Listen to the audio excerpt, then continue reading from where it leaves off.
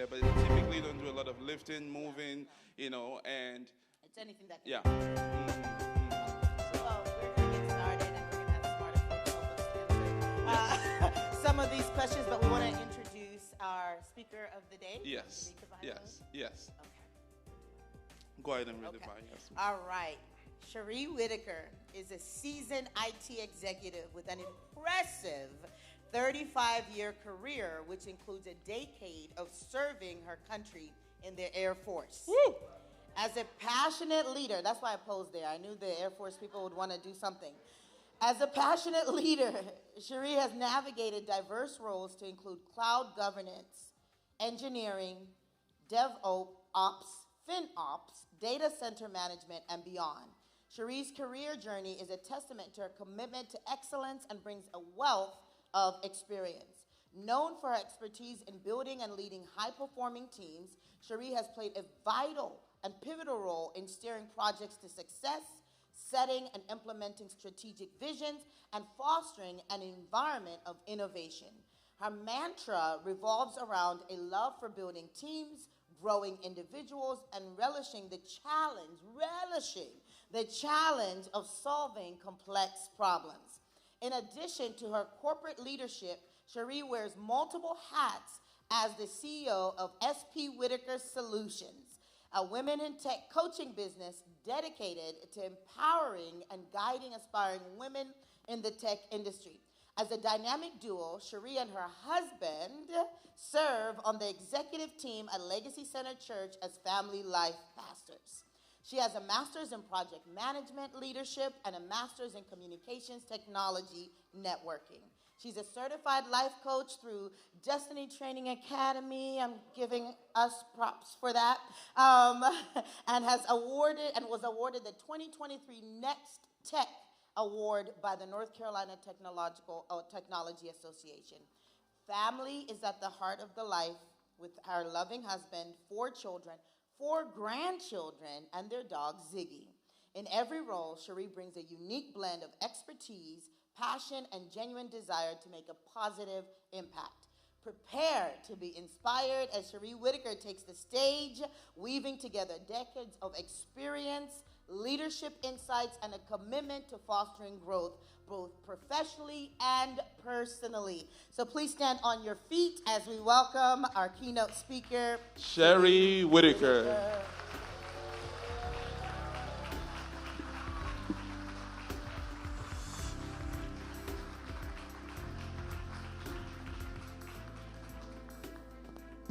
Well, good morning.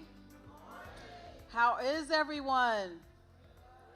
It's so wonderful to see all of you. First and foremost, I'm going to say thank you to Dr. Faith and Pastor Saboma. They have a heart for people, and they not only talk that, they also demonstrate it by their actions. And so I want to say thank you to them for allowing me to help make this vision come to fruition. And I secondly want to say thank you to each and every one of you for being here. I want you guys to give yourself a round of applause for showing up. Give yourself a round of applause because you decided to spend your Saturday with us investing in your future. And so that deserves a hand clap. I'm going to come back to thanking them because we talked about having the Tech Expo last year. We were going to do it last year. We didn't have enough runway for marketing, and we wanted it to be, an event of excellence, and we wanted as many people to be able to capitalize on the opportunity as much as possible. But hearing their heart for people, it was just, yes, I love that. Yes, we got to do it.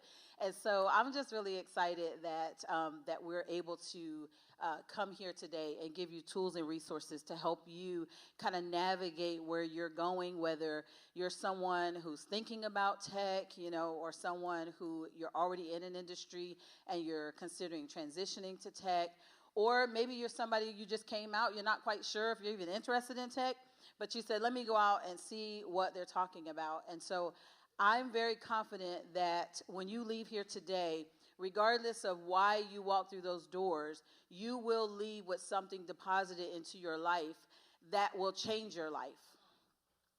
And so what I encourage you to do is, while we are talking today, take down some notes, right? You know, people say note takers are money makers, right? I believe that. I believe that fully. And so make sure that you're writing down some things, you know, something you may hear. You say, oh, let me, you know, jot that down for later. But just be very attentive, because you're going to get out of this expo what you put into it. And so if you leave here disappointed, I want you to go see our complaints department and let them know that you're disappointed. We really don't have a complaints department, but you can go see them and let them know that you want your money back. I try. So my husband's like the comedian, but I try to throw in some. Every now and then I do okay, right? So, yeah, so the Tech Expo, like why are we doing this? So I have been in tech for 35 years, and I know some of you guys are probably back there trying to do the math. How many of y'all try to count? Like, how old is she? Because even when I say it, I have to stop for a minute and go, really? It's been that long? But what I have noticed is that being in tech, and I say I grew up in tech. Some people, they start out in a different profession. They transition over to tech. I grew up in tech. Like, right out of high school, I grew up in tech. And one of the things that pains me, and I was going to say, I'm tired of this, but I'm not going to say I'm tired of it, because I love what I do and it pays me very well. I love what I do and it pays me very well. So I'm not tired of it. I would say that I'm frustrated, but I'm not frustrated. That's not really the word I would like to use. But the word I would like to use is I'm disappointed. And why I'm disappointed is because when I started in IT, October 1989, whoo, Jesus, 1989. Don't nobody tell me where you were if you're like younger, okay? I was like 12, okay? I was like 12. But now we're here, January 2024, and not much has changed. And that's why I'm disappointed. I'm disappointed because I'm still going into multiple meetings on a daily basis, and not only am I the only black woman in the room, I'm the only black person. I'm disappointed because even now when I'm walking in the hallways, I don't see people like me very often. So when I do, I'm like, hey, how are you? When did you get here? You know, we're trying to chop it up and get them into our, you know, African American ancestry, ERG, and, you know, build that community and things like that. But I'm also disappointed because even as a black woman in tech for 35 years, 2 master's degrees, and tons of experience, I still get questioned when I say things. And I don't mind being challenged, right? I don't know everything. I never claim to know everything, and I don't mind being challenged. But it's that constant, I have to prove myself. And I don't mind doing that either. But it does get I get disappointed because I think by now we should really have risen up in the ranks in technology. If nothing else, we should have people at positions, strategic positions, where they can help pull other people up the ranks in technology. And so that's really where my heart is. It's really around how can we help other people come up? Like, how can we help people see that there's lucrative opportunities in tech?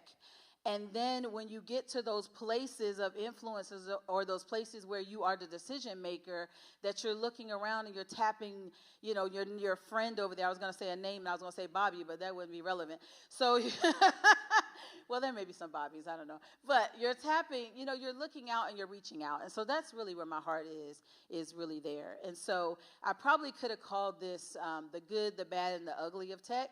Because you're going to hear me talk about some things, and it's going to be like, oh, that sounds great, that's awesome. But there are some parts to it, right? I know the panelists, they are probably nodding their heads as I'm going through this, but there's some parts to it that are, you know, not so good, not so pretty. But we did it. We called this Why Tech, Why Now, Why You? So last year, after we started having the conversation, I went to I attended 2 conferences. And one of the conferences was, I'm not going to say the name, but it was the largest black and multicultural tech event out there. And there were probably about 30,000 people who looked like me. I was like, man, this is good. See, I knew when they said that we weren't out there, that was not true. Because I'm looking around and there was a whole lot of us. And there were a whole lot of really, really bright people at that particular event. So I came back home. I was all excited. I was like, yeah, see, we arrived. We coming up. And I went back to the office in the same way I left, right? So the same things were still there. Then fast forward about 2 weeks after that, I went to another event. Now, this event had about 70 to 80,000 people. It was not targeted to a specific community. So it was just everyone interested in this particular topic, they were there. It was in Vegas, so you can imagine, multiple hotels, multiple convention centers, and people everywhere. And so I'm walking around, I'm all excited. I'm like, oh man, this is nice. They have a certification lounge. I'm certified. Let me go sit in there. And I'm just really excited about it. But then I was pained because I wasn't seeing people like me. They were sprinkled like here and there. And I was just like, gosh, I really had high hopes that even coming to Vegas for this event, I was going to see more people who looked like me.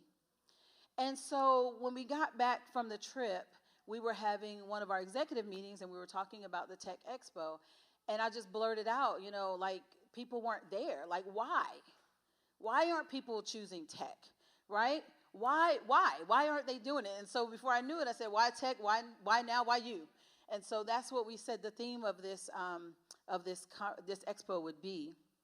And so I want you to kind of go on a little journey with me for the next few minutes as we talk about, why tech, why now, why you.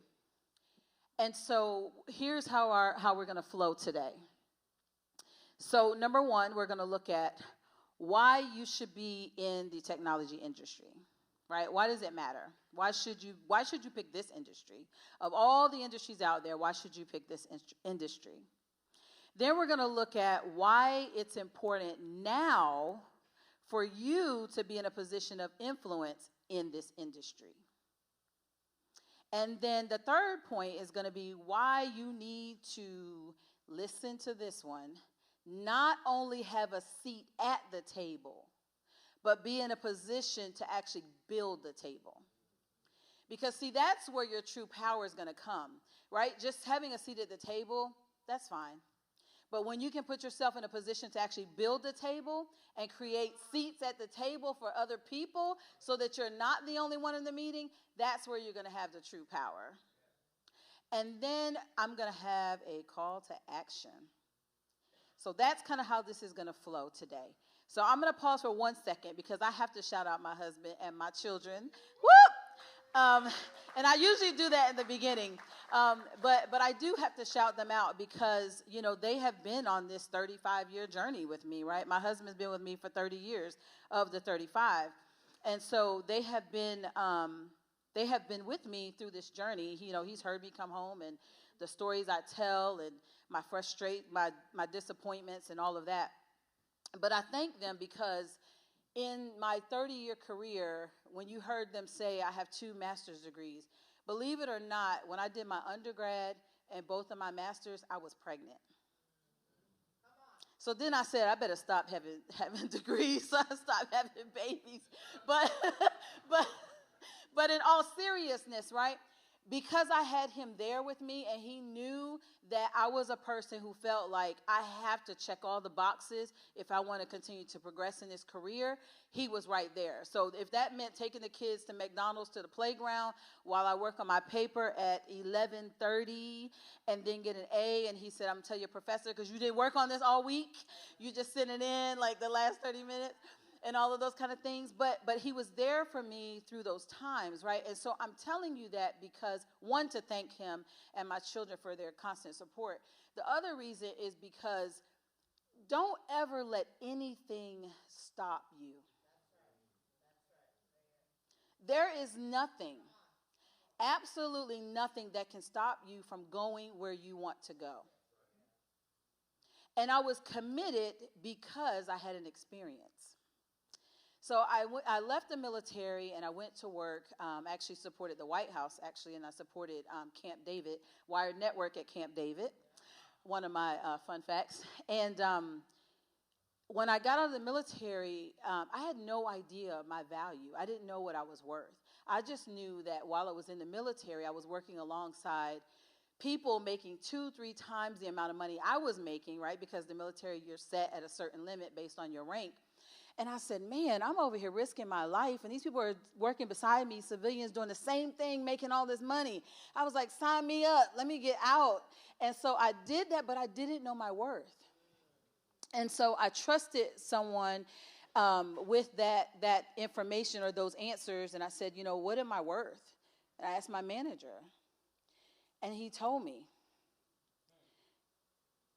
And I was okay with that until I had a conversation with our executive admin. Back then they were called secretaries, right? Shout out to all the execs because they are phenomenal. But I had a conversation. She said, hey, we just hired your new guy. This is the guy I trained. This is the guy I helped get certified. He was Secret Service turned tech, so he's new. She said, we just hired your guy, and we're paying him $80,000. And I said, oh, awesome. And I went back and called my husband. I said, do you know? They just, and at that moment, y'all, something clicked in me. I was like, oh, no. So I went back to my manager, and I didn't tell him, I don't do anything like that, right? Because I would never want to get her in trouble. But I went back to my manager, and I said, do you really think that's what I'm worth? Like, if you were to compare me to, I can't think of his name, but he didn't look like me. I said, if you were to compare him to me, what would you think I'm missing? I had a top secret clearance. I had all of this experience. And he said, well, he has a degree and you don't. And I said, oh, okay. So immediately I started looking for another job, which paid me a whole lot more money. Because at that time, that's what I needed, and we'll get into that. But that's what I needed and wanted at that particular time. And so I left the company, but it stuck with me from that day forward. And I said, okay, I'm going to do everything possible to make sure when I sit on the other side of that desk that you cannot tell me I'm not qualified. You can't tell me I don't have the education. You can't tell me I don't have the certification. And you can't tell me that I don't know how to get things done. And so that really drove me, probably more than what it probably should have. But I became like a career student. Like I went from bachelor's to master's, called the school, and I was like, okay, what's next? And they were like, man, why? I was like, this is all I know. Like, this is what I know. I know working. I know being a wife. I know being a mother. I know being in ministry. I know going to school full time. Like, that's what I know. So I don't even know how I did it, because then after I stopped, I was like, man, how did I find the time to fit all of those things in there? So I encourage you that any excuse that you may have in your mind of why you can't do what you want to do, remove it. It's not there. It's really something that you're making up, because really no one can really stop you from doing what you really want to do.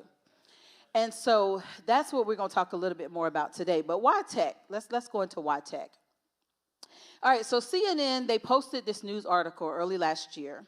And if you see the, let's go to the next slide. Yep, thank you. The World Economic Forum surveyed over 800 companies. And this is global growth, okay?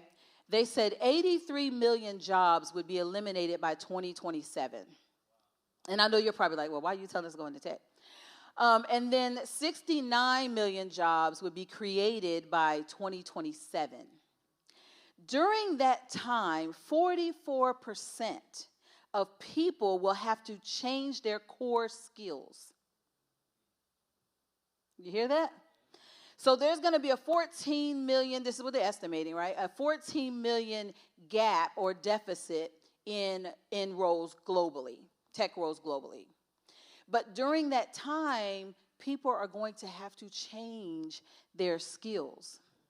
So if you're someone who says, I ain't changing, like I'm doing it this way because this is the way I always did it, you're going to be left behind.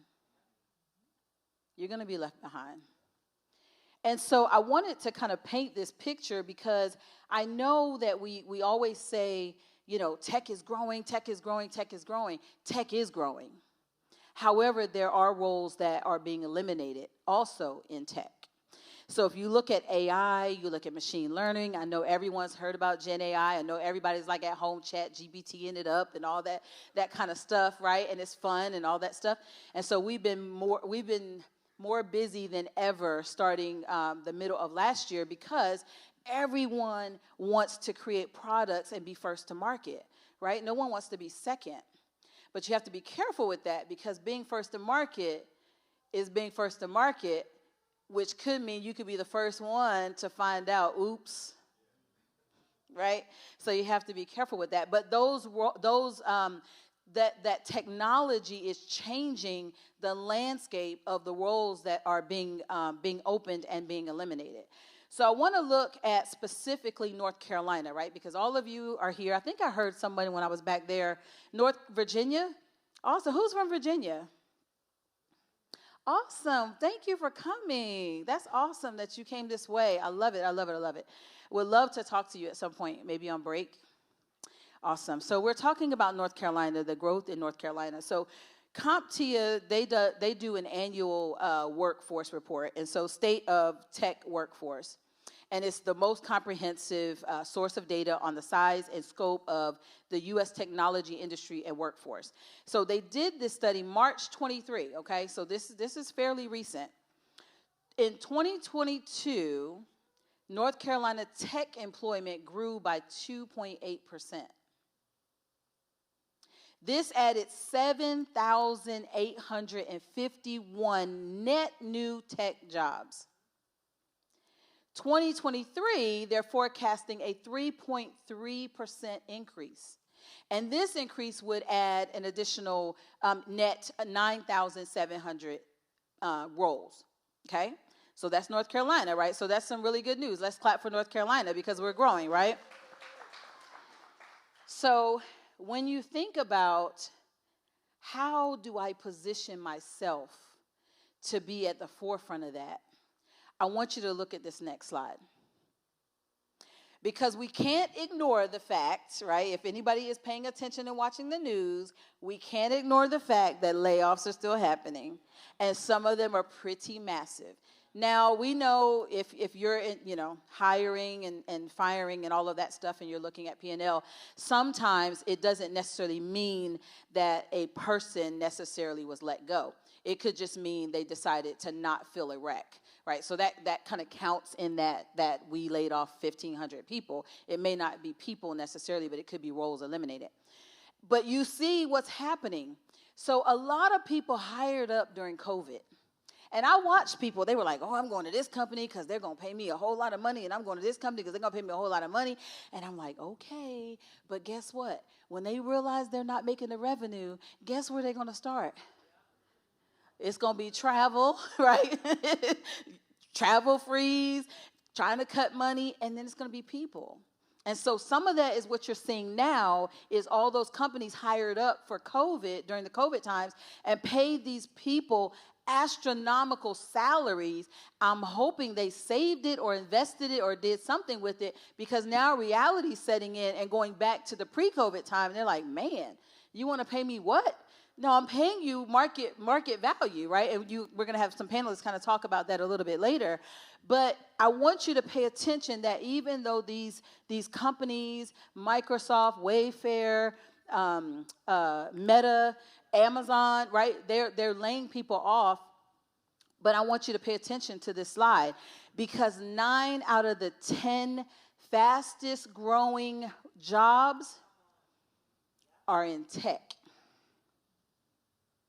So if I were you and I was interested in getting tech, I would Google and say, what field should I be in tech? Because some people think about tech. How many of you in here, when you hear the word tech, you think help desk? How many of you in here, when you hear the word tech, you think system administrator? How many in here, when you hear the word tech, you think project management? There are so many roles in tech.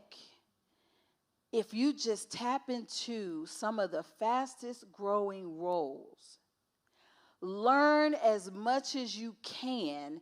I love what that gentleman said about knowledge, because that's how I think. Knowledge is power if it's applied, but no one can ever take it from you.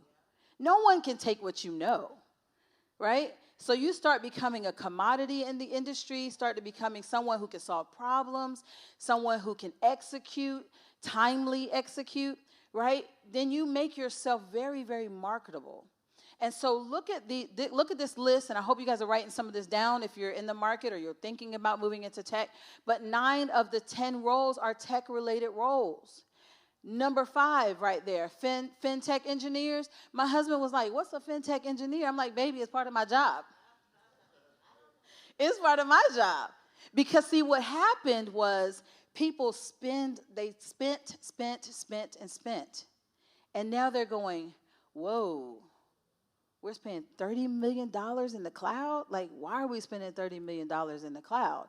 We're going to continue to grow. There's a problem. So now you're starting to see financial people and tech people come together and try to figure out, how can I help you save money? How can I help you optimize in the cloud, right? So there are unique roles starting to pop up, but you have to pay attention and you have to get in position to be able to capitalize on them.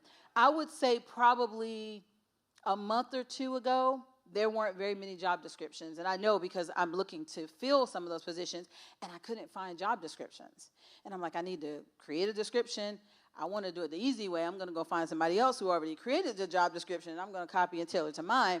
But now I'm starting to see them. And I'm like, okay, people are catching on. Not to mention, Mr. Vogel, who is the Amazon.com CEO, stood before millions of people at that conference I was talking about cloud costs. So if you're someone who, you're like, I don't think I'm a techie person, right? Look at those niche markets, those areas where there aren't a lot of people, and go ahead and start capitalizing on that, because there's a lot of opportunity out there for that.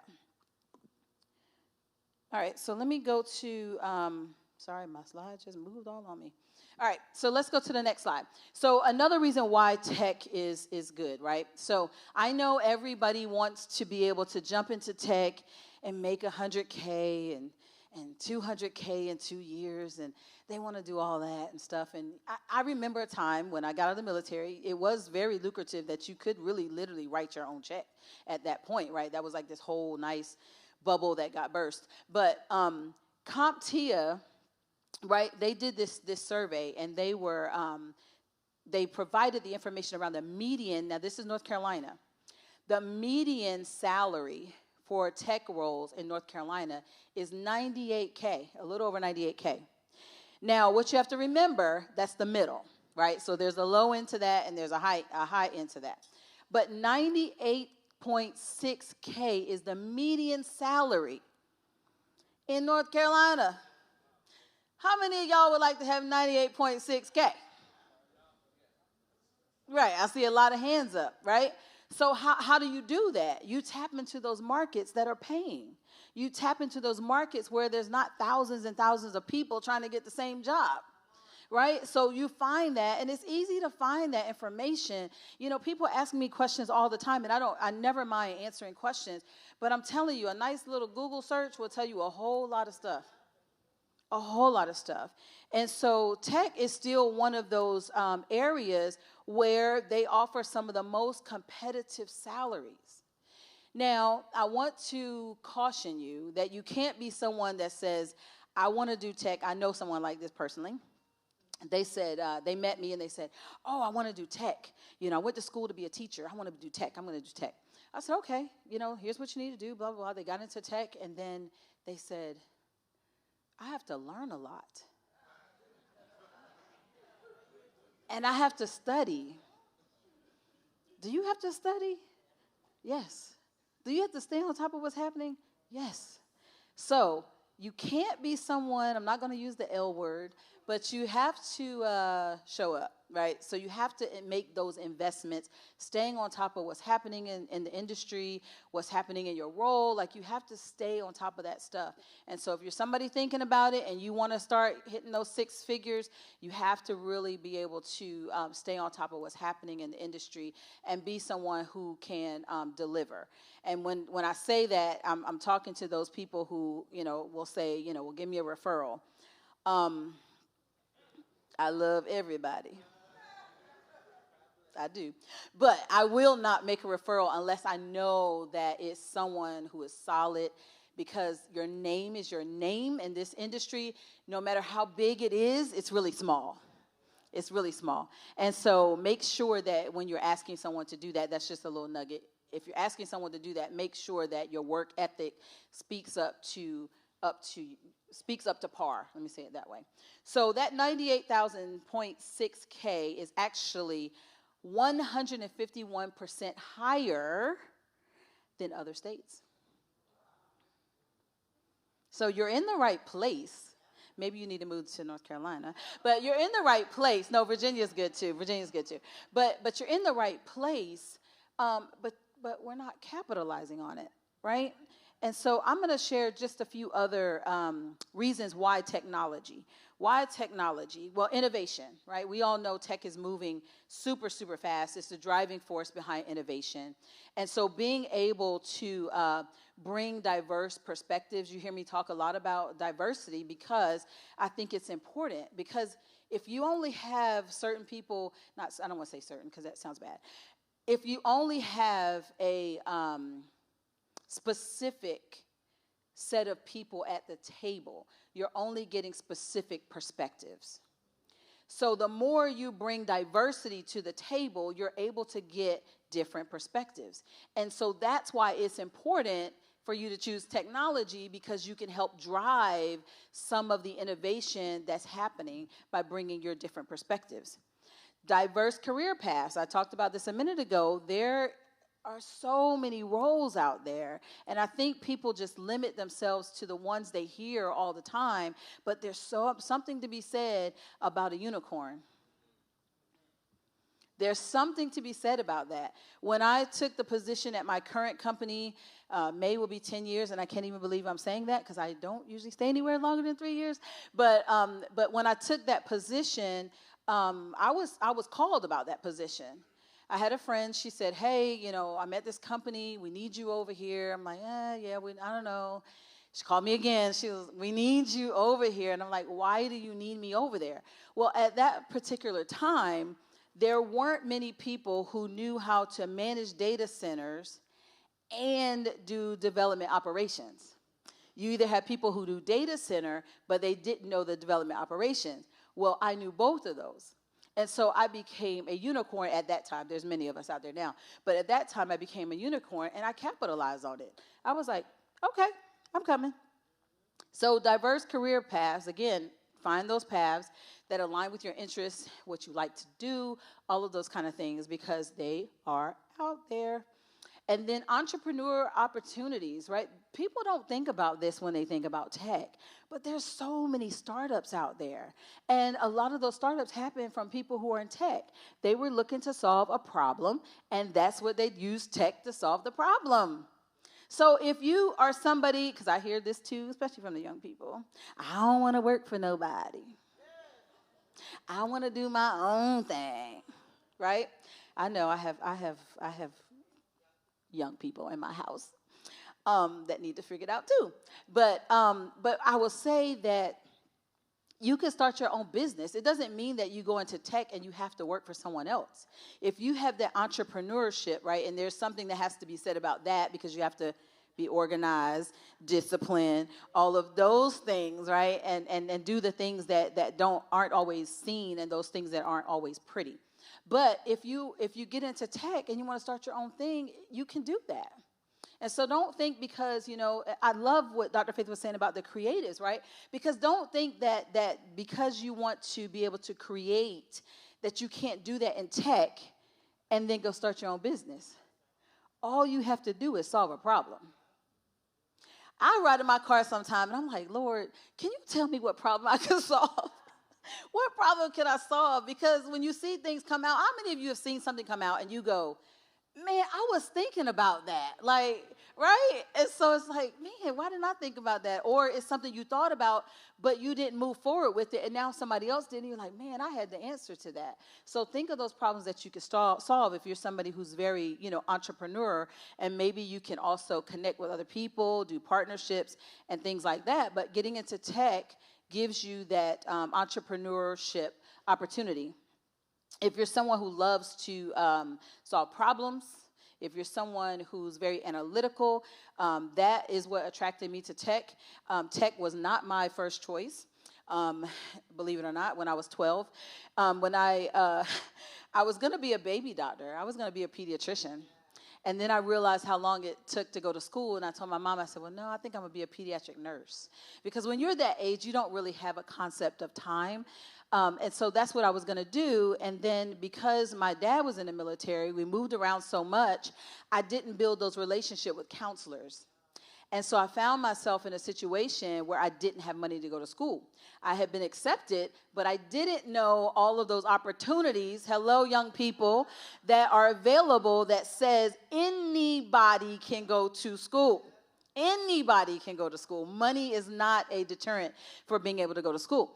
And so when I got into tech, I was like, okay, I love solving problems. I love fixing things. I'm analytical. I love troubleshooting.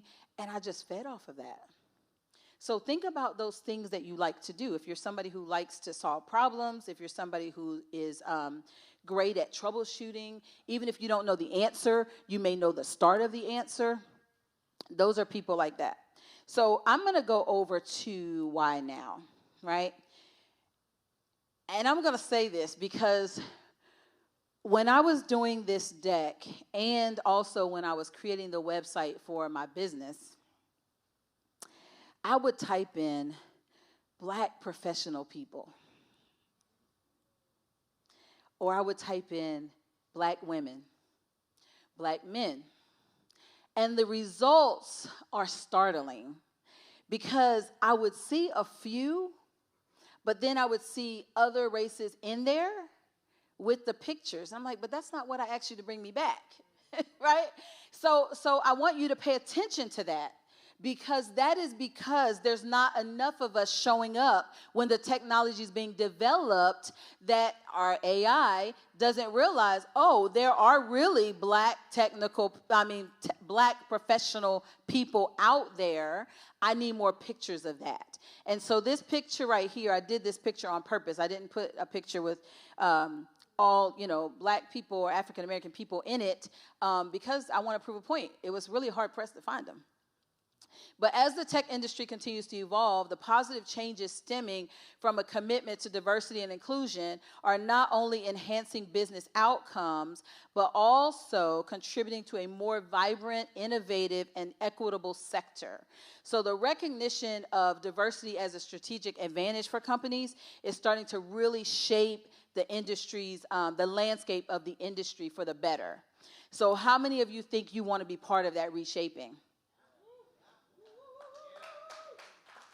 So we're going to get into the why now, right? Why is it so important now? I'm up here talking about it, and you're like, well, yeah, I mean, people probably talked about it forever, but why now, right? So Black representation in tech is needed now. Like it was needed like 20, 30, 40 years ago.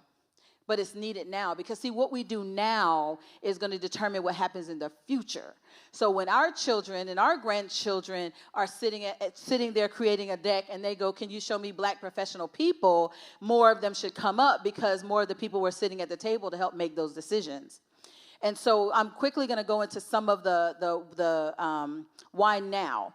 Tech for everyone.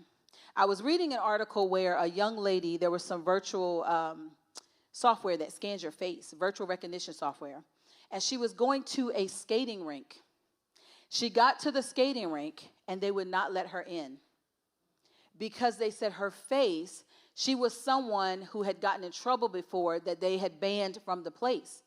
It was mistaken identity. Why? Because the virtual recognition system could not recognize her face. Now imagine whoever was developing that particular software at the time, what if they look like her? Right? They could say, well, no, our nose is typically like this, or no, you kind of got to have some of this, right? We don't all look alike, although people say sometimes we don't all look alike. But there are key features that you would see predominantly in us than you would see in our counterparts. And so that was one of the things I was like, man, that's so good. We got to be at the table. And so breaking stereotypes, here's another one, right? I'm told all the time that there aren't enough black women at your level. There aren't enough black tech people at your level. And I'm like, that's not true, because if I go on LinkedIn and Google, not Google, but if I go on LinkedIn and search, a plethora of them will come up. And so I know that's not true, but these are stereotypes that we need to help break in our organizations. And then bias and inequity, right? If you have a seat at the table, you can help bring up the younger generation. They're looking and modeling your behavior, and they're like, man, that's really good, And it's not so much about always about the things that you can do with money, right? But money is a tool, right? And so there are things that you can do to help the social economics of your community, right? There are things that you could do to advance different research, anything that you wanted to be able to do.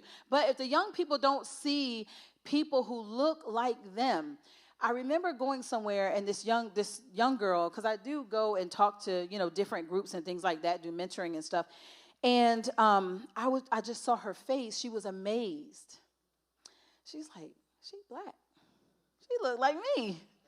And so that's what they have to be able to see, right? They have to be able to see us in these roles so that they know that it's possible. It's possible for them to be able to be in these roles. And so that's why I say now is so important, because we can help drive and shift some of the things that are happening today. So then we go to economic empowerment, and I touch on that a little bit because we want to be able to give back to our communities and be able to build up. But if you are not positioning yourself to be able to do that, then you're not able to do that, right? All right, so diversity in tech status. Here is why now is important. While technology has transformed, right, society, there's huge advancements, we still struggle with diversity. And these numbers are pretty startling. If you look at U.S. tech jobs, 62.5% of them are held by white Americans. And I want to be clear, because I think I need to say this. I want to be clear. This is not anything against any race. Let me make that clear.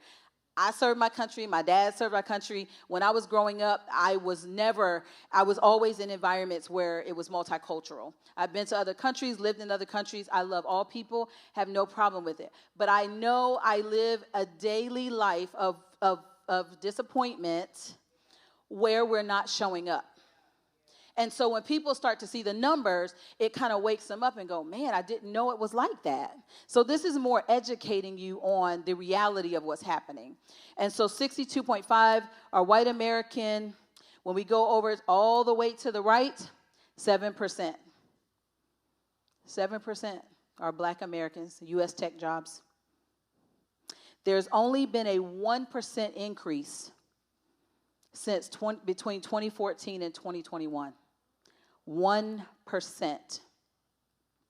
There are 4% at the executive level. So why you? Why is it important for you to be in technology? The next slide. I was able to find individual pictures of us. There weren't many. And I put them up here because I want you to look at these pictures and I want you to think about yourself and see yourself in a place where you could be. Now, those numbers I just showed you aren't necessarily trending in the right direction, but guess what? Every person in this room has an opportunity to impact the trajectory of what's going to happen. What we do now, the decisions we make now, is what we're going to see the results of that 10 years later, right? So that's why it's important for you. So why you? I want to say this again because I said it earlier and I don't know if you guys heard me say this, but if you don't remember anything else that I've said today, I want you to remember this. It is imperative for you to not only have a seat at the table, you must put yourself in a position to be able to build the table. Because when you can build the table, you can start bringing the seats to the table. You can start impacting who sits in the table, right? And so that, I want you to remember that if you don't remember anything else that I've said today. So why you? Go to the next slide. Social change. Talked about that. Don't be like the lady that said, get somebody else to do it. Right? I'm talking to you, right? But social change is important. Being in tech will help you drive that, help you drive decisions that are being made because you have a seat at the table. You're there. Community impact, right? Be a role model. Let young people be able to see other people who look like them doing things that some of them have only dreamed of, or some of them don't even realize it's a possibility until they see someone. They go, man, I didn't even know I could do that. Guess what? You can. You can, because earlier I said, don't let anything stop you from being able to do anything that you want to do. And then unique perspectives. We all have unique perspectives, experiences, and knowledge, and we all need to bring those to the table. You would be surprised what people know or have gone through that can drive some of the things that are happening. So unique perspectives is important. And I'm going to end with this. It's a call to action. And I took this quote, I saw it online, and I was like, man, I love that quote because I hear this a lot.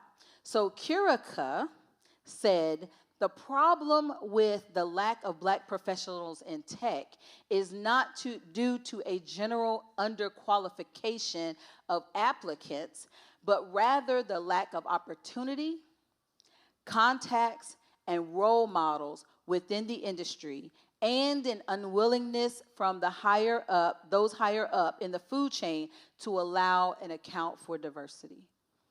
And so my call to action to you today is, if you're considering it, because again, I know there's some people already in tech, and that's awesome, but if you're someone who's considering tech, think about what I said today. Think about what you're going to hear from the panelists today and really consider it, because our future in technology really depends on it. So thank you all so much for your time.